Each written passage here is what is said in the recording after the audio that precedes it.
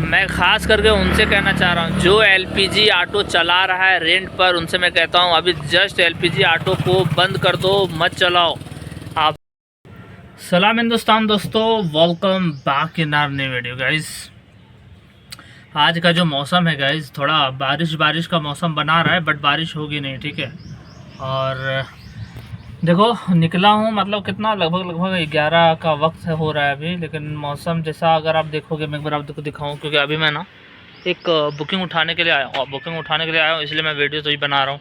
और मैं देख रहा हूँ थोड़ा सा काला काला दिख रहा हूँ, राइट गाइस। तो काला काला थोड़ा दिख भी रहा हूँ, क्योंकि अभी ना ऑलरेडी हमने 1-2 बुकिंग कंप्लीट करी है। बाकी मौसम के हिसाब से जैसा दिख रहा है कि क्या होगा कि नहीं होगा, ऐसा डाउट लग रहा है। और आज का मतलब थोड़ा आज देखने का नज़रिया थोड़ा बदल गया, ठीक है गाइस, क्योंकि पूरे सिकंदराबाद वगैरह भी गए थे तो जाम दिख रहा। बाकी पेट्रोल पंप, ज़्यादातर पेट्रोल पंप बंद हो गया आज, और बहुत जाम है। पूरे ट्रैफिक पुलिस लग गए पेट्रोल पंप के सामने, गाड़ी ऐसा लगाओ वैसा लगाओ, सीधा लगाओ, इस टाइप का लेके। सो दिखाता हूँ आपको वो भी चीज़ें। अभी 5 किलोमीटर्स के डिस्टेंस के लिए एक बुकिंग उठाने आया हूँ, जो 100 रुपये दे रहा है, ठीक है। तो वो कस्टमर आता नहीं, मैं कॉल करता हूँ कोई बार।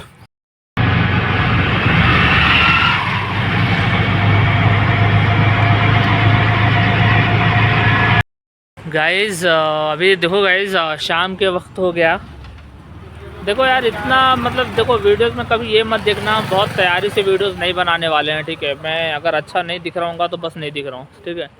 और गाइज़ अभी हमने टोटल 1400 रुपये का काम करा है, शाम हो गया है। और सीएनजी बेसिकली हमारे पास में नहीं है। और नागाराम गए, वहाँ भी लंबा जाम है, चरलापल्ली वहाँ भी लॉन्ग जाम है, मतलब लंबा लाइन ज़्यादा है, ठीक है, गैस का। उसके बाद में यापराल वाला रोड में अभी हम ठहरे हैं, यहाँ भी मतलब लंबा लाइन है, और यहाँ गैस नहीं दे रहा है यापराल में, ठीक। और प्रॉब्लम ये वाली बात है गाइज कि हमारे पास में पेट्रोल वगैरह बचा नहीं है। और मैं कल से ही आपको, जब वीडियो आपने देखी होगी तो पता होगा, मैंने वीडियो बेसिकली बनाया था कि हाँ मतलब बहुत जाम है पेट्रोल के लिए। और आज पेट्रोल पंप, कई सारा पेट्रोल पंप आज बंद कर दिया गया। तो बंद करने का रीज़न इतना है, पेट्रोल डीजल कहीं भी बचा नहीं है, ठीक है। मैं सोच रहा हूँ यार, मैं डेली रोड पे दौड़ता हूँ, लेकिन पेट्रोल डला के नहीं रखे थे। अब पेट्रोल ख़त्म हो गया। अब बस प्रॉब्लम यही रहेगा कि अगर सीएनजी ख़त्म हुआ तो गाड़ी रास्ते में रुक जाएगा। इसलिए सीएनजी हमको डलाना चाहिए। यापराल में भी सीएनजी दे नहीं रहा, इसलिए मैं सोचा क्यों ना ये जानकारी आपको बता दिया जाए। और शाम हो गया, मेरे को लगता है काम होगा कि नहीं होगा। और दूसरी बात की डर ये है ना यार कि EMI लॉन नहीं रहता ना यार, सच में कहता हूँ। मैं गाड़ी को खड़ा करता और एकदम सोता, भर पेट सोता। तो गाइज़ देखते हैं कारोबार अगर आज हो पाएगा और नहीं हो पाएगा, लेकिन डिस्कशन बस इस बात के लेकर के कि हिंदुस्तान में आखिर ये हो क्या रहा है गाइज़। सिचुएशन बद से बदतर होते जा रहा है, और परेशान ज़्यादा हो गए नहीं ऊपर वाले लोग। ऊपर मतलब कह रहा हूँ, उसका मतलब बड़े बड़े लोगों की बात कर रहा हूँ मैं, ठीक है। परेशान होगा मिडिल क्लास वाले लोग, मिडिल क्लास नहीं, लोअर क्लास वाले। हालांकि मैं एक और बात बताऊँ गाइज आपको, मैं मिडिल क्लास भी नहीं हूँ, मैं लोअर क्लास में आता हूँ, ठीक है। कैलकुलेशन मैं कहाँ से निकाला हूँ तो वो वाला देखने के लिए संदीप महेश्वरी को देखिएगा ना, संदीप भैया को, तो आपको पता चलेगा। मैं हमेशा से सोचता आया हूँ और हमेशा इंट्रोडक्शन यही देता था, yes guys I belongs to middle class family, यही ना कहते हो। अब हालांकि आई बिलोंग्स नहीं होगा, आई बिलोंग होगा, ठीक है। तो प्रॉब्लम ये है कि जब मैं वीडियो जब देखा तो कैलकुलेशन हमको समझ में आया, यार मैं तो लोअर क्लास में भी नहीं आ रहा हूँ, मतलब इतना नीचे हूँ मैं, ठीक है। ये कैसा कैलकुलेशन होगा, अगर आप गौर करोगे तो चीज़ें समझ में आएंगी आपको। तो मैं लोअर क्लास, मिडिल क्लास, मतलब लोअर क्लास देख रहा, मिडिल बार नाम आ रहा, क्योंकि हमेशा मिडिल क्लास का जिक्र कर रहा हूँ। हायर क्लास को छोड़ दो, मिडिल क्लास में भी मेरा नाम नहीं है गाइस, आप समझ जाओ मैं कहाँ हूँ। सो लोअर क्लास में हूँ। परेशान हम सभी होने वाले हैं, क्योंकि अगर डीजल पेट्रोल नहीं रहेगा, आपको होटल में देख रहे हो LPG गैस नहीं है, तो होटल, बड़ा होटल बंद हो गया है। मैं वो भी आपको दिखाऊँगा, ठीक है, वो भी चीज़ें आपको दिखाऊंगा। लेकिन देखो यार, अभी मतलब पेट्रोल नहीं है तो अच्छी गाड़ी बंद पड़ी है, ठीक है। कोई सामान या कोई ट्रांसपोर्ट इधर से उधर नहीं जाएगा, डीजल ही नहीं रहेगा, कौन सा ट्रक चलेगा गाइस, कुछ नहीं चलेगा। और सबसे बड़ी बात है, जो मतलब प्रधानमंत्री जब पार्लियामेंट में जा कर के एक चीज़ का जिक्र करा है कि आप सब तैयार रहिए, भाई मैं डर रहा हूँ काहे को, किस चीज़ के लिए तैयार करा रहा, कोविड-19 भूल गए क्या। सो उस समय तो ये चीज़ें हैं, मैं घर पे था यार, लेकिन टेंशन नहीं हुआ था, मस्त खाना, क्रिकेट देखना, खेलना, ये सब चल रहा था। लेकिन अब इतनी बड़ी जिम्मेदारी है, बहुत बोझ है। इस कंधे पे आपको वज़न दिख रहा है, बोझ बहुत ज़्यादा है, बहुत ज़्यादा है। आपको तो नहीं दिख रहा होगा गाइज़।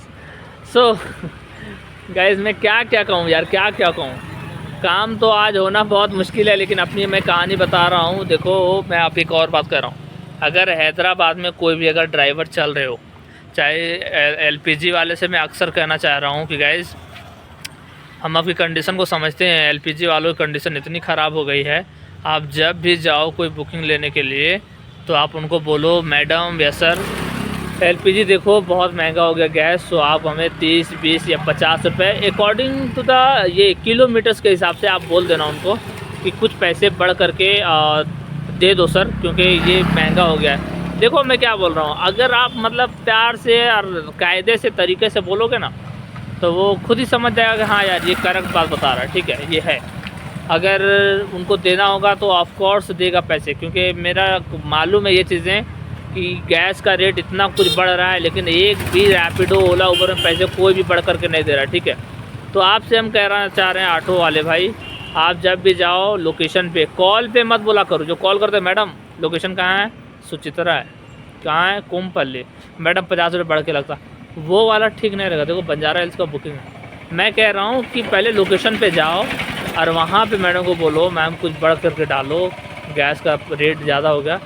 यार यकीन मानो वो कैसा भी दे देता आपको, समझ रहे हो, देता, क्योंकि उनको मालूम है कि ये लड़का सही कह रहा है। आप जो कॉल पे डायरेक्ट करते हो मैडम इतना पैसा देना पड़ेगा था आपसे, तो छोड़ दो मैं दूसरा बुक करता हूँ, कैंसिल कर दो। आप समझ रहे हो, तो कायदे कानून से बोलिए, आपको पैसे मिलेगा और बढ़ के लो।